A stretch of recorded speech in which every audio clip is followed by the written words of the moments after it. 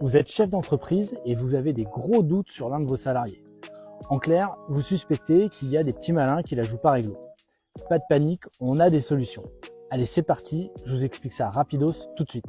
Alors j'ai régulièrement des chefs d'entreprise qui me contactent parce qu'ils ont des gros doutes sur la loyauté d'un de leurs collaborateurs.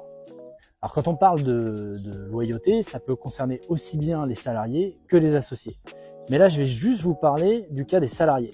Je ferai certainement une vidéo qui sera dédiée au sujet des détournements de clientèle et de la concurrence déloyale qui eux concernent principalement les associés. Donc le sujet des salariés indélicats, ça fait vraiment partie des problématiques qu'on est amené à traiter régulièrement, surtout depuis la crise du Covid-19. Dans mon agence, depuis 3 ou 4 ans, on a constaté une augmentation significative des cas d'arrêt maladie abusif. Alors, un arrêt maladie abusif, c'est quoi ?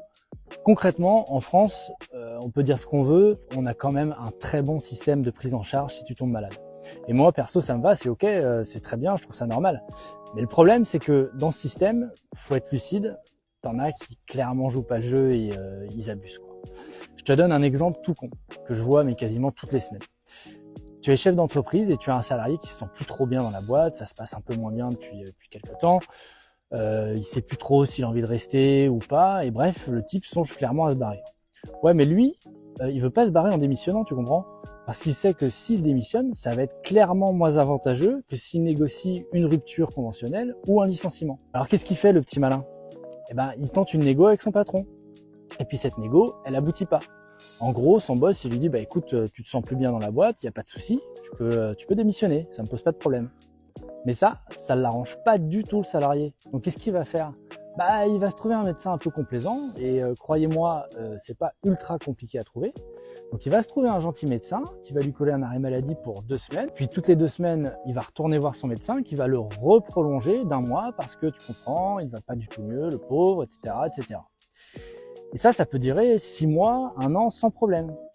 Et alors, le pompon, et c'est là que nous on intervient et qu'on peut apporter des solutions, et ben c'est que tu as des mecs qui sont encore plus filous. Non contents de profiter du système, ils se trouvent un petit boulot au black pour compléter l'indemnisation qui va leur être versée durant leur arrêt maladie. Alors là, tu comprends bien que c'est jackpot, tu gagnes à tous les coups. Ouais, mais quand t'es patron et que t'es confronté à ce genre de situation, c'est loin d'être cool. D'une part parce que d'un point de vue financier, c'est compliqué, et puis d'autre part, au niveau organisationnel, au niveau de l'exploitation de ta boîte, ça pose vraiment des gros soucis, parce que t'as quelqu'un dehors. Bref, ce qui se passe en général, c'est que le chef d'entreprise, le salarié finit par l'avoir à l'usure. Parce qu'à un moment donné, quand tu es chef d'entreprise, tu peux pas laisser un problème comme ça gangréner ton business. Donc ce qui se passe, c'est que tu finis par craquer et tu licencies ton salarié. Et c'est sur toi, chef d'entreprise, que pèse financièrement la volonté de partir du salarié. Alors, si vous êtes confronté à ce genre de situation, je vous rassure, il y a des solutions. Il y a simplement des petites erreurs à surtout pas commettre. Et si on décide de faire ce genre d'investigation, et si vous êtes très bien conseillé et très bien accompagné, en général, ça se passe très très bien. Voilà, je vous laisse, n'oubliez pas de liker, partager, etc., etc.